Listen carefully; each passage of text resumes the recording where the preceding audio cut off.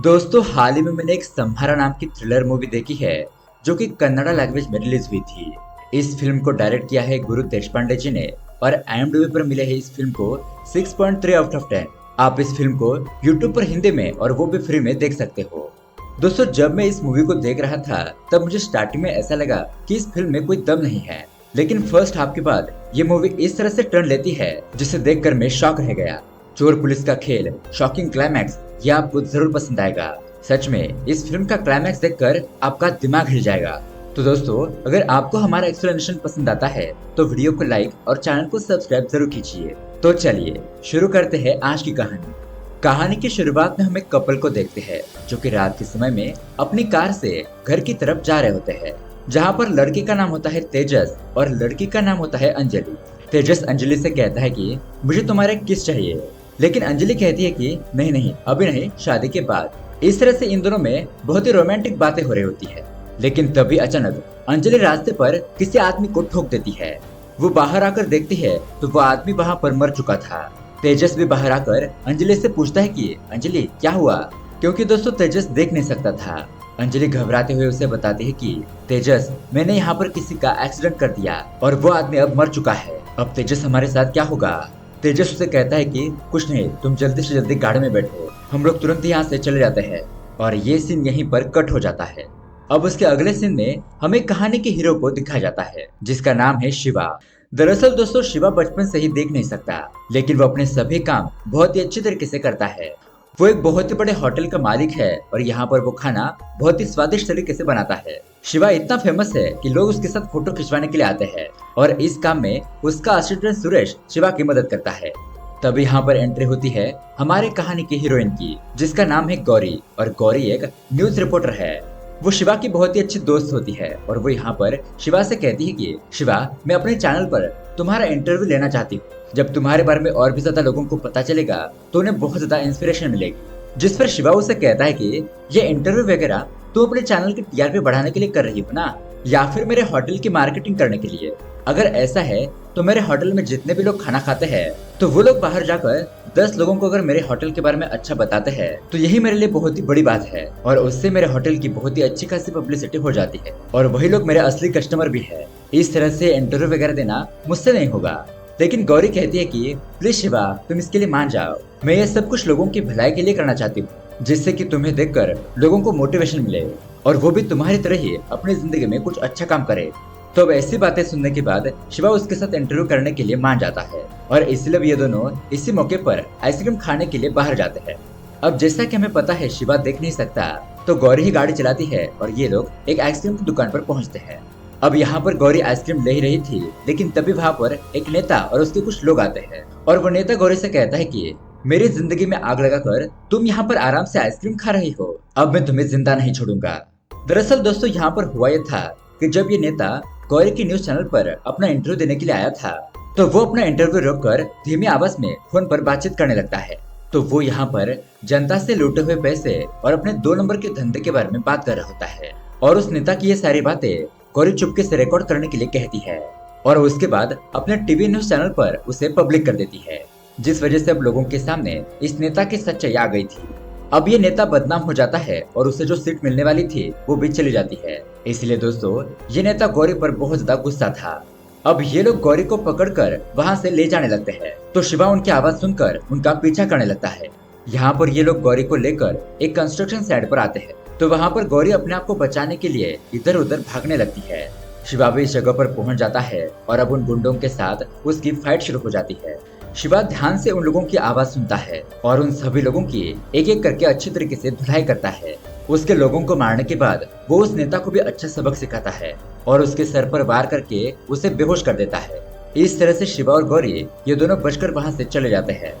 अब उसके अगले सीन में हम देखते हैं शिवा की माँ टीवी देख रही थी और तभी टीवी पर शिवा की न्यूज चल रही होती है, जहाँ पर गौरी शिवा के बारे में बताती है कि हमारे शहर में शिवा नाम का एक लड़का, जिसे दिखाई ना देते हुए भी वो अलग अलग तरह के देशों का खाना बहुत ही अच्छी तरीके से बनाता है और आज उसके होटल ने बहुत ही ऊंचाइयां हासिल की है। कर्नाटक के एंटरप्रेन्योर कमेटी ने उसे सम्मानित भी किया है और अपने बेटे की ऐसी तारीफ सुनकर शिवा की माँ तो बहुत ज्यादा खुश हो जाती है।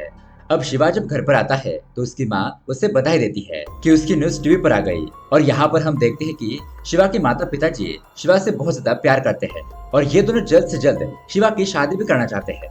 खैर, अब उसके अगली रात हम देखते हैं शिवा अपने होटल में सारा काम खत्म करके होटल को बंद करने वाला होता है। लेकिन तभी अचानक नंदिनी नाम की एक लड़की शिवा के होटल में आती है। वो शिवा से पूछती है कि क्या आपके होटल में कुछ खाना बचा है।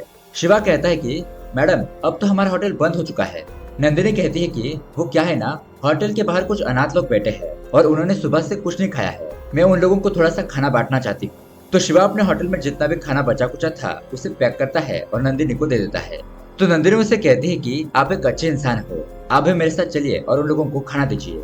इस तरह से ये दोनों ही जाकर कुछ अनाथ लोगों को खाना खिलाते हैं और इसी तरह से अब इन दोनों में मुलाकातें बढ़ने लगती है और शिवा को नंदिनी से प्यार भी होने लगता है। एक दिन जब रात को ये लोग टहल रहे थे तभी वहाँ पर एक लड़का आकर नंदिनी से कुछ पैसे मांगने लगता है। कहता है कि हमारे पैसे जल्दी से जल्दी लौटा दो वरना तुम्हारे साथ अच्छा नहीं होगा।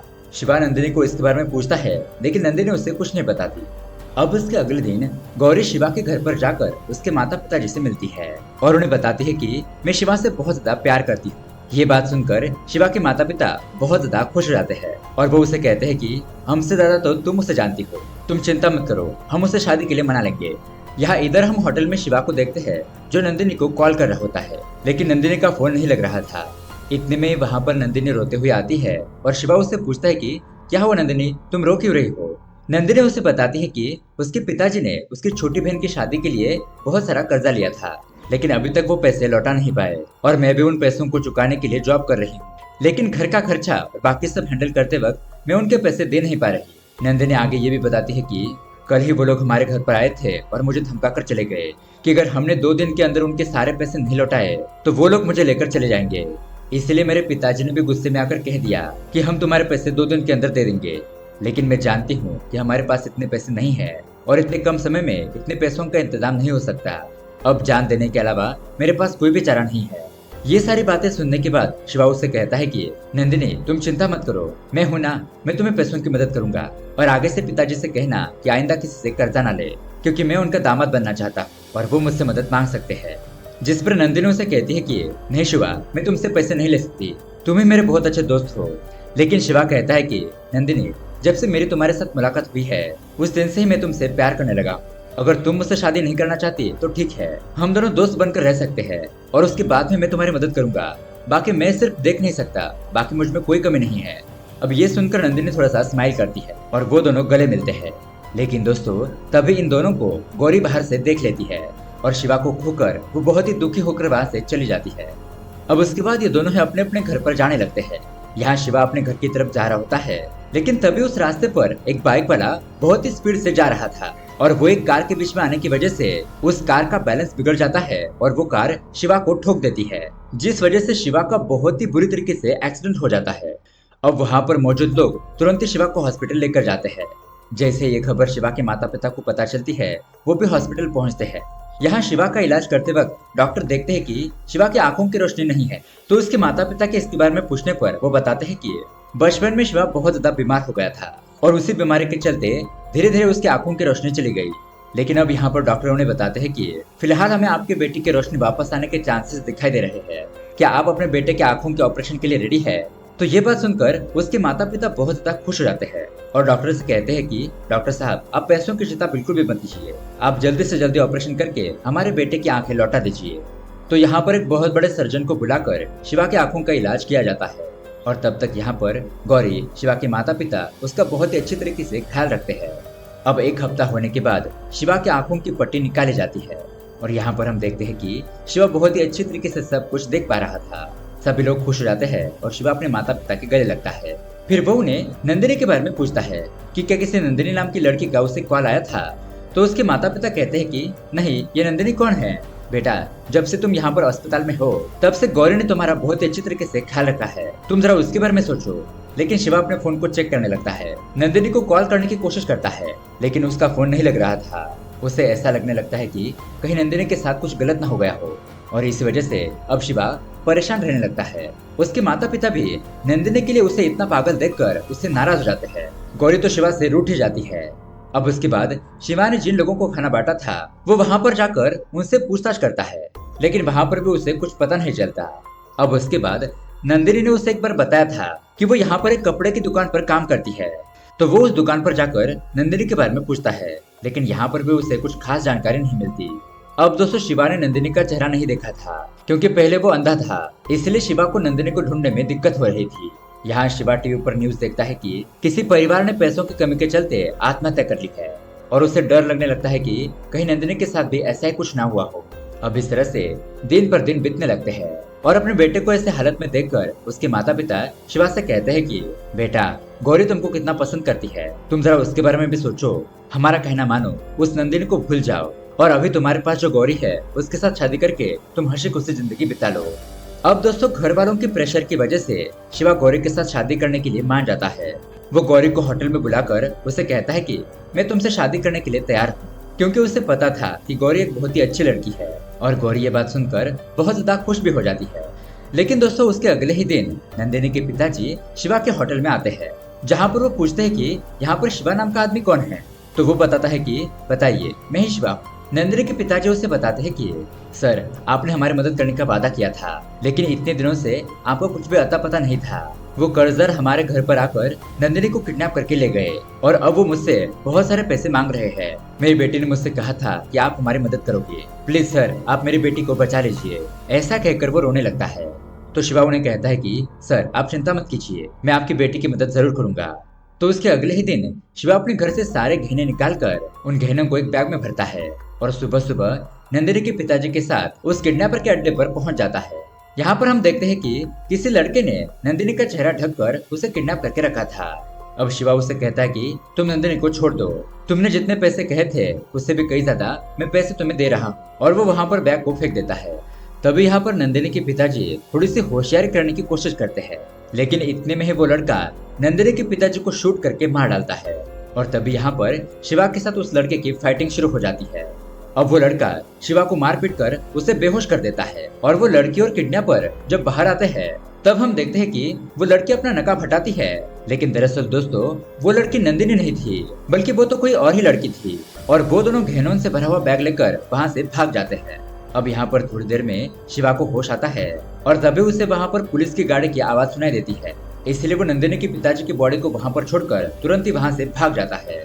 यहाँ घर पर आने के बाद उसके एंगेजमेंट की बात चल रही थी, लेकिन यहाँ पर उसके घर वालों को और गौरी को नंदिनी के बारे में पता चलता है, तो गौरी गुस्सा होकर शिवा से अपना रिश्ता तोड़कर वहाँ से चली जाती है। लेकिन उसके बाद भी शिवा नंदिनी को ढूंढते ही रहता है। एक दिन उसे टीवी न्यूज से पता चलता है कि बेंगलुरु के एक रास्ते पर एक आदमी का एक्सीडेंट हुआ है, और वहीं पर उसकी मौत हो गई, और उसकी फोटो उस टीवी में दिखाई जाती है। जब शिवा उस आदमी की फोटो देखता है तो वो तो शॉक ही रह जाता है, क्योंकि वो आदमी और कोई नहीं बल्कि नंदिनी का पिता था। अब ये बात देखकर शिवा सोचने लगता है कि ये कैसे हो सकता है, क्योंकि नंदिनी के पिताजी तो 4-5 दिन पहले ही मर चुके थे, तो ये आदमी कौन है। अब इसी बात का पता लगाने के लिए शिवा बेंगलुरु जाने का फैसला करता है। वो तुरंत ही अपना सामान वगैरह पैक करता है, और अपनी माँ को बताकर बेंगलुरु के पुलिस स्टेशन पहुंच जाता है, जहाँ पर उस आदमी के एक्सीडेंट का केस चल रहा था। अब यहाँ पर उसकी मुलाकात पुलिस ऑफिसर राजा से होती है। शिवा उसे बताता है कि सर, मैं एक न्यूज रिपोर्टर हूँ, और मुझे आपसे हाल ही में हुए सूरत रास्ते पर एक्सीडेंट के बारे में पूछताछ करनी है। ऑफिसर राजा उसे पूछता है कि लेकिन तुम इस केस के बारे में क्यों पूछताछ कर रहे हो। शिवा उसे कहता है कि सर, हमारे शहर में जितने भी एक्सीडेंट हो रहे हैं उन सभी केसेस की रिपोर्ट बनाकर हम लोगों को दिखाने वाले हैं, और अगर ये केस आपने सॉल्व कर लिया तो जरा सोचिए आपके शहर में कितनी वाहवाही होगी। लेकिन पुलिस ऑफिसर राजा ये केस सॉल्व करने में कुछ ज्यादा इंटरेस्ट नहीं दिखा रहा था, तो शिवा उसे चने के झाड़ पर चढ़ाते हुए कहता है कि सर, अगर ये केस आपने सॉल्व कर लिया तो आपका बहुत ही जल्द प्रमोशन हो सकता है, सारे गुंडे मावरे लोग आपसे डरने लगेंगे, आपका पुलिस स्टेशन आपके ही नाम से पहचाना जाएगा। जरा सोचिए सर, आप कितने बड़े फेमस पुलिस ऑफिसर बन जाएंगे। अब ये सारी बातें सुनने के बाद ऑफिसर राजा बहुत ज्यादा खुश होने लगता है, और इस केस को सॉल्व करने में उसकी मदद करने के लिए मान जाता है। अब उसके बाद राजा और शिवा गाड़ी से कहीं पर जाने लगते हैं। तभी यहाँ पर राजा उसे बताता है कि यहाँ इस बीच पर बहुत सारे लोग घूमने के लिए आते हैं, और हमने शहर में बहुत सारी जगहों पर पूछताछ की, लेकिन जो आदमी एक्सीडेंट में मरा है ना, उसके बारे में इंक्वायरी करने के लिए हमारे पुलिस स्टेशन में कोई नहीं आया। इसलिए मुझे लगता है कि वो आदमी इस शहर का नहीं बल्कि किसी दूसरे शहर का होगा। अब यहाँ पर ये लोग एक मोबाइल की दुकान पर आते हैं, और ये दुकान ऑफिसर राजा के दोस्त मलाई की होती है। राजा ने उसके सीनियर पुलिस ऑफिसर का फोन यहाँ पर रिपेयर करने के लिए दिया था। ये लोग उस फोन को लेते हैं और वहाँ से जाने लगते हैं। तो शिवा राजा से कहता है कि सर, अगर वो आदमी बाहर से आया होगा तो यहाँ पर किसी न किसी रिजॉर्ट या फिर लॉज में रुका होगा। इसलिए अब ये लोग शहर के अलग अलग होटल लॉज पर जाकर उस आदमी को ढूंढने की कोशिश करते हैं। मतलब कि जिस आदमी का एक्सीडेंट हुआ था उसकी फोटो दिखाकर उसके बारे में पूछताछ करते हैं कि क्या यह आदमी यहाँ पर रुकने के लिए आया था। लेकिन बहुत सारे लॉज में पूछताछ करने के बाद भी उन्हें कुछ भी पता नहीं चलता। अब शिवा जिस होटल में रुका था, ये लोग वहाँ पर इंक्वायरी करने के लिए जाते हैं। तो वह आदमी बताता है कि हाँ, ये आदमी तो हमारे होटल में रुका था, लेकिन एक हफ्ते पहले, कुछ दिन पहले ये अपने साथियों के साथ यहाँ से चला गया। शिवा पूछता है कि उसके साथ कौन कौन था। तो वह आदमी बताता है कि कोई 27-28 साल का लड़का था। हम उन लोगों को ठीक से तो नहीं देख पाए। तो उस होटल के रजिस्टर पर जो उस आदमी ने नंबर लिखा था, ये लोग उस नंबर पर कॉल करने लगते हैं, लेकिन फिलहाल वह नंबर स्विच ऑफ आ रहा था। अब ये लोग उस नंबर को ट्रैकिंग पर डालते हैं और इसके 2 दिन बाद इन्हें पता चलता है कि ये नंबर फिलहाल एक्टिवेट नहीं है। लेकिन उस नंबर पर पिछली बार एक ही नंबर से बार बार कॉल आ रहे थे। लेकिन उस नंबर पर भी इंक्वायरी करने पर वो नंबर भी स्विच ऑफ आ रहा था। तभी पुलिस ऑफिसर राजा को एक आइडिया आता है। वो कहता है कि हमें उस एक्सीडेंट हुई कार को ढूंढना चाहिए, शायद उससे हमें कुछ सुराग मिल पाए। मतलब कि उस रात जब वो एक्सीडेंट हुआ था तो उस कार की विंडशील्ड टूट गई थी और उसके कांच के टुकड़े वहाँ रास्ते पर मिले थे। मतलब कि इस शहर में जितने भी गैराज है वहाँ पर जाकर पूछताछ कर सकते हैं कि फिलहाल उनके यहाँ पर किसी ने अपनी कार की विंडशील्ड ठीक करने के लिए लाई थी या नहीं, जिसके जरिए ये लोग एक्सीडेंट करने वाले आदमी तक पहुँच सकते हैं। और शिवा कहता है कि हाँ सर, और वो एक्सीडेंट करने वाला इंसान इसी गांव का भी हो सकता है और पकड़े जाने के डर से उसने अपनी कार कहीं पर छुपा कर रखी हो। इसलिए ये लोग तुरंत ही सभी गैराज में जाकर उन लोगों को पिछले हफ्ते जितने भी कार की विंडशील्ड बदली गई थी उनके डिटेल्स और इन्फॉर्मेशन निकालने के लिए कहते हैं। अब 1-2 दिन के बाद इन लोगों को उनकी लिस्ट मिलती है। अब ये लोग उन्हें एक एक करके कॉल करके पूछने लगते हैं कि उनकी कार का विंडशील्ड बदलने का कारण क्या था। तो यहाँ पर ज्यादातर लोगों की कार की विंडशील्ड किसी दूसरे कारण से टूटी हुई थी और एक्सीडेंट की वजह से टूटी हुई थी, ऐसा उन्हें कोई केस नहीं मिलता। अब लास्ट में उन्हें तेजस नाम के एक लड़के का एड्रेस मिलता है और ये लोग वहाँ पर पहुँच जाते हैं। वहाँ पर उन्हें एक कार दिखाई भी देती है जिसकी विंडशील्ड बदली गई थी। ये लोग उस घर के अंदर जाकर उस आदमी से पूछताछ करने लगते हैं। तो यहाँ पर हमें पता चलता है कि इस आदमी का नाम तेजस है और ये भी देख नहीं सकता। ऑफिसर राजा उससे पूछता है कि तुमने अपने कार की विंडशील्ड क्यों बदली। तेजस उन्हें बताता है कि उसके यहाँ पर एक ड्राइवर काम करता था, उसने गलती से गाड़ी को कहीं पर ठोक दिया था, इसलिए मैंने गाड़ी की विंडशील्ड चेंज करवाई और उसे काम से निकाल दिया। अब उसके बाद ये लोग उस ड्राइवर के पास जाकर उससे पूछताछ करते हैं। तो वो ड्राइवर इन्हें बताता है कि सर, मैंने तो तेजस साहब की गाड़ी का कोई भी एक्सीडेंट नहीं किया था और मुझे पता नहीं कि उन्होंने मुझे काम से क्यों निकाला। मतलब कि दोस्तों, यहाँ पर तेजस झूठ बोल रहा था। अब ये लोग फिर से तेजस के घर पर जाते हैं और उसे सच बताने के लिए कहते हैं। तो यहाँ पर वो बताता है कि पिछली बार सूर्यकांत नाम का एक पुलिस ऑफिसर मेरे पास आया था और वो मुझे 50 लाख रुपए का चूना लगाकर चला गया, इसलिए मैं किसी पर भी भरोसा नहीं कर रहा हूँ। शिवा उससे पूछता है कि लेकिन तुमने उस ऑफिसर को इतने सारे पैसे क्यों दिए। तो दोस्तों, यहाँ पर तेजस उन्हें अपनी कहानी बताने लगता है कि एक रात मैं और मेरी गर्लफ्रेंड अंजलि घर पर लौट रहे थे, तभी रास्ते पर मेरी गर्लफ्रेंड ने किसी का एक्सीडेंट कर दिया। और दोस्तों, ये वही सीन होता है जिसे हमने मूवी के स्टार्टिंग में देखा था। अब वो एक्सीडेंट करने के बाद ये लोग चुपचाप घर पर आ जाते हैं, लेकिन उनके घर पर पुलिस ऑफिसर सूर्यकांत पहुंच जाता है। यहाँ पर हमें ऑफिसर सूर्यकांत और तेजस की गर्लफ्रेंड का चेहरा दिखाई नहीं जाता। सूर्यकांत तेजस से कहता है कि तुम्हारी गर्लफ्रेंड ने जो एक्सीडेंट किया है वो मैंने देख लिया है। अगर तुम दोनों इस केस में अरेस्ट नहीं होना चाहते तो तुम्हें मुझे 50 लाख रुपए देने होंगे। मैं इस मामले को यहीं पर रफा दफा कर दूंगा। अब तेजस अपनी गर्लफ्रेंड की जान बचाने के लिए ऑफिसर सूर्यकांत को 50 लाख रुपए दे देता है। मतलब कि उसने अब तक जितने भी पैसे कमाए थे वो उसने सारे उसे दे दिए। लेकिन उसके बाद उसकी गर्लफ्रेंड अंजलि और वो सूर्यकांत कहीं गायब हो गए और यहाँ पर तेजस दुखी होकर अपनी कहानी बताने लगता है। शिवा उससे पूछता है कि क्या तुम्हारी गर्लफ्रेंड का तुम्हारे पास कोई फोटो है। तेजस कहता है कि है, लेकिन वो अंजलि के फोन में है। लेकिन हाँ, हम लोग एक दिन होटल में खाना खाने के लिए गए थे, तो ये लोग उस होटल जाकर वहाँ के सीसीटीवी फुटेज चेक करते हैं। लेकिन यहाँ पर भी शिवा और राजा को उस लड़की का चेहरा ठीक से दिखाई नहीं देता, क्योंकि वो लड़की बहुत ज्यादा चालाक थी। उसने अपना चेहरा बहुत ही अच्छी तरीके से कवर कर लिया था। अब उसी होटल में तेजस और अंजलि के वहाँ से जाते वक्त एक लड़के ने उनकी फोटो खींच ली थी और तभी वहाँ पर बहुत बड़ा हंगामा हो गया था और ये लड़ाई सीसीटीवी फुटेज में रिकॉर्ड हो गई थी, जिसके जरिए शिवा और राजा तुरंत ही उस लड़के को ढूंढते हैं जिसने वो फोटो क्लिक की थी। अब ये लड़का पुलिस को देखते ही तुरंत ही वहाँ से भागने लगता है। भागते भागते वो अपने अड्डे पर आ जाता है। शिवा भी उसका पीछा करता है और यहाँ पर उन लोगों के बीच में बहुत ही जबरदस्त फाइटिंग शुरू हो जाती है। शिवा उन सभी लोगों से फाइटिंग करके उन्हें जख्मी कर देता है और उस लड़के का मोबाइल छीन लेता है। अब यहाँ पर राजा और शिवा जब उस मोबाइल के अंदर की फोटोज चेक करते हैं तो दोस्तों यहाँ पर आता है बहुत बड़ा ट्विस्ट। वो देखते हैं कि तेजस के साथ जो लड़की थी वो और कोई नहीं बल्कि नंदिनी थी, जो मूवी के स्टार्टिंग में शिवा से मिली थी।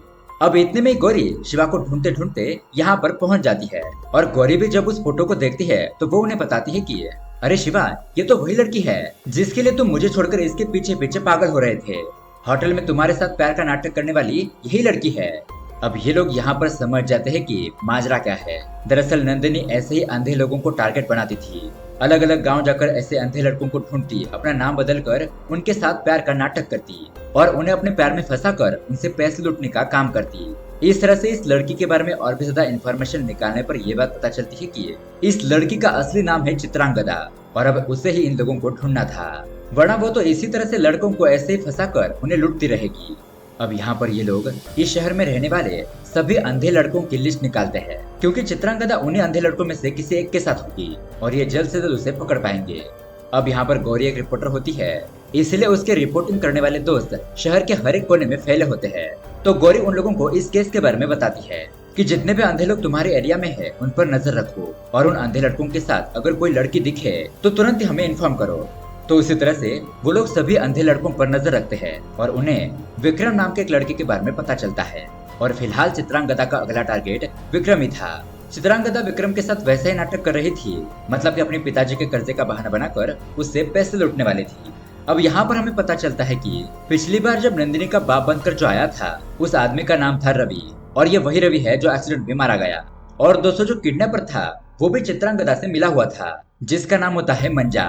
अब यहाँ पर ये मंजा राजा और शिवा को देख लेता है जो कि चित्रांगदा का पीछा कर रहे थे, इसलिए मंजा ये बात तुरंत ही चित्रांगदा को बताता है कि हमारे बारे में शिवा को पता चल गया है, इसलिए हमें यहाँ से भाग लेना चाहिए। लेकिन चित्रांगदा कहती है कि शिवा को मेरी सच्चाई पता चल गई है, लेकिन वो मेरा कुछ नहीं बिगाड़ सकता। विक्रम से पैसे लेने के बाद ही हम यहाँ से चले जाएंगे। और दोस्तों यहाँ पर हमें एक और शॉकिंग बात पता चलती है।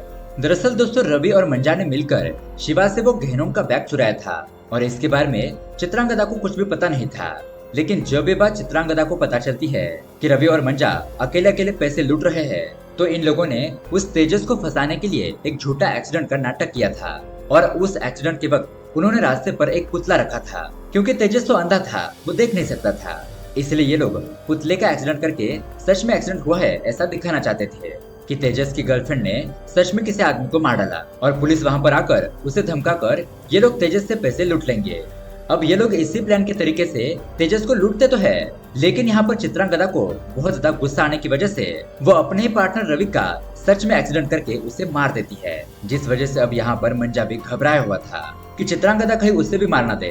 खैर अब उसके अगले दिन चित्रांगदा उस लड़के विक्रम को फंसाकर विक्रम के स्टेट बैंक से पैसे निकाल कर ले जाने लगती है और ये लोग कार से जा रहे होते हैं। और यहाँ पर हम शिवा, राजा और गौरी को देखते हैं जो कि उनका पीछा कर रहे थे। लेकिन तभी रोड पर किसी का एक्सीडेंट होने की वजह से कुछ लोग उस जख्मी आदमी को शिवा की गाड़ी में डाल देते हैं और उसे हॉस्पिटल ले जाने के लिए कहते हैं। लेकिन दोस्तों अगर ये लोग हॉस्पिटल चले गए तो चित्रांगदा उन्हें चकमा देकर यहाँ से भाग सकती थी, क्योंकि चित्रांगदा को पता चल गया था कि शिवा उसका पीछा कर रहा है। लेकिन दोस्तों यहाँ पर शिवा ने अपना दिमाग लगाया था। जब एक्सीडेंट हुआ था तभी हड़बड़ाहट में उसने अपने एक आदमी के जरिए चित्रांगदा की गाड़ी के अंदर अपना एक फोन डाल दिया था और पुलिस ऑफिसर राजा का जो दोस्त था जिसकी मोबाइल की दुकान थी, उसके जरिए ये लोग चित्रांगदा के लोकेशन को ट्रेस करने लगते हैं और वो मोबाइल की दुकान वाला बंदा उन्हें डायरेक्शन बताने लगता है। लेकिन तभी यहाँ पर हमें पता चलता है कि जिस आदमी का एक्सीडेंट हुआ था और उसके साथ में जो आदमी था, ये दोनों चित्रांगदा के ही आदमी थे और इन लोगों ने शिवा का रास्ता भटकाने के लिए यहाँ पर एक्सीडेंट का झूठा नाटक किया। अब शिवा उन्हें बहुत ज्यादा मारता पीटता है, लेकिन इसी हाथापाई में पुलिस ऑफिसर राजा के पेट में चाकू लगने की वजह से उसे बहुत बुरी जख्म हो जाती है और वो दोनों लड़के वहाँ से भाग जाते हैं। तो यहाँ पर शिवा गौरी से कहता है कि गौरी तुम राजा सर को हॉस्पिटल लेकर जाओ और यहाँ पर पुलिस की टीम को मदद के लिए भेज देना। मैं यहाँ से चित्रांगदा का पीछा करता हूँ, वरना वो हमारे हाथ से निकल जाएगी। अब यहाँ पर चित्रांगदा अपनी कार को तेजी से भगाकर बीच वाले एरिया में लेकर आती है और ये लोग उस विक्रम को जख्मी करके उसके पैसे ले जाने लगते हैं।